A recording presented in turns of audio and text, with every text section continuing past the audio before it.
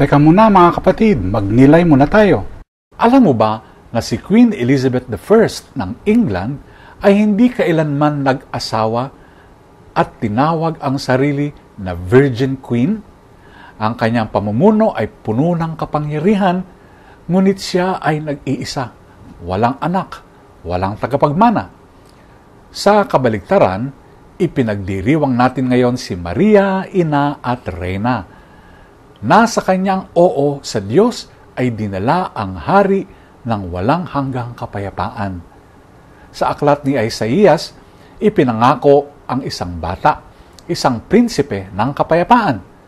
Sa Ebanghelyo naman ni San Lucas, ipinahayag ng anghel kay Maria ang balitang siya ang magiging ina ng Mesiyas.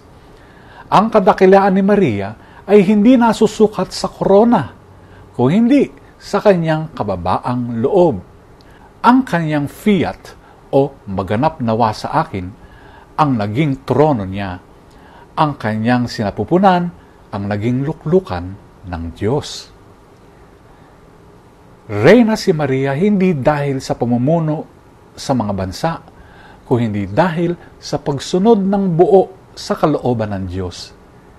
Ipakita natin ang ating paggalang sa Kanya, hindi lang sa rebulto, kung hindi sa pagsunod sa Kanyang halimbawa. Pagnilayan po natin ito.